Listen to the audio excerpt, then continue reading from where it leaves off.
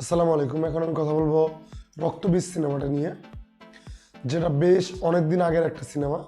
এই সিনেমাটা আমি রিসেন্টলি দেখলাম এবং এটা একটা বাংলা সিনেমা। এটা একটা ইনভেস্টিগেশন থ্রিলার সিনেমা। যাই হোক, বেশি কথা না বলে চলুন মূল ভিডিও শুরু করি। বাংলা সিনেমাতে না ঠিক সেরকম কোনো অ্যাকশন ধর্মী বা সেরকম ভালো কোনো থ্রিলার সিনেমা আমরা খুব বেশি দেখতেই পাই না।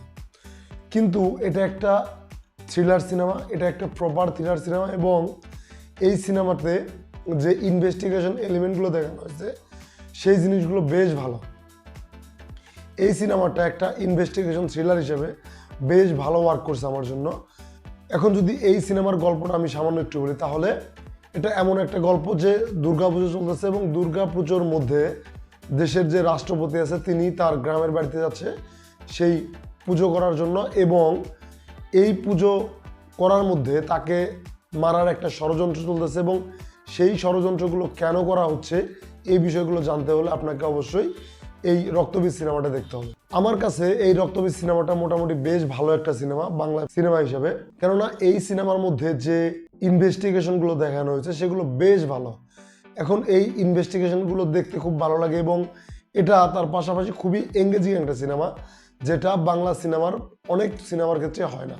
এই সিনেমার যে ব্যাকগ্রাউন্ড স্কোর বলি, এই সিনেমাতে যে অ্যাক্টররা অভিনয় করেছেন তাদের সবার অভিনয় বেশ ভালো। বিশেষ করে আবির চ্যাটার্জি এবং মিমি চক্রবর্তী, তাদের অভিনয় বেশ ভালো। তার পাশাপাশি ভিক্টর ব্যানার্জির অভিনয় অনেক ভালো। এখানে আপনারা ভিক্টর ব্যানার্জির যে ডায়লগগুলো রয়েছে সেগুলো বেশ সুন্দর করে দেখানো হয়েছে। তার পাশাপাশি এখানে ভিক্টর ব্যানার্জি এবং তার বোনের রোলে যিনি অভিনয় করেছেন তাদের দুজনের যে কেমিস্ট্রি, এটাও দেখতে খুব ভালো লাগে।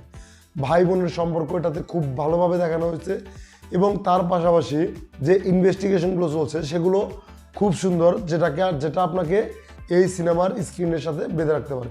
এবং ব্যাকগ্রাউন্ড স্কোরের কথা বললাম, যেটা খুব ভালো লাগে। এখন যদি বলি এই সিনেমার কিছু খারাপ দিক, প্রথমত এই সিনেমার প্রথম যে জিনিসটা আমার কাছে খারাপ লেগেছে সেটা হচ্ছে এই সিনেমার মধ্যে দেখানো হচ্ছে জিহাদ শব্দটা।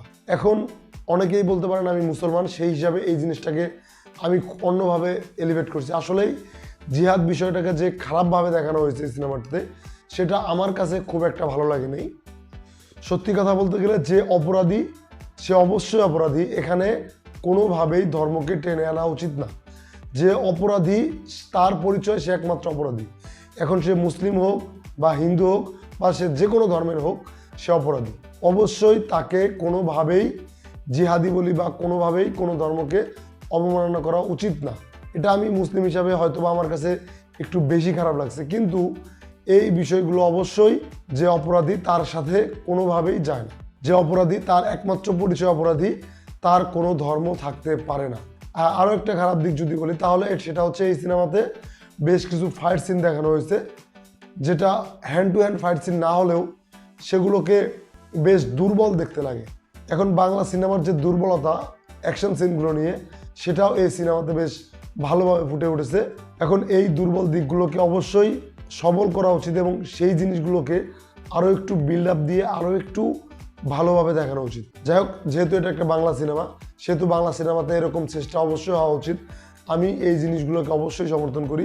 এখন রক্তবীজ সিনেমা একটা বেশ ভালো একটা সিনেমা, যারা ইতিমধ্যে দেখেছেন তারা অবশ্যই জানেন, আর যারা দেখেন নাই তারা অবশ্যই এই সিনেমাকে দেখতে পারেন। আজকের মতো এই পর্যন্তই। সবাইকে ধন্যবাদ। আসসালামু আলাইকুম।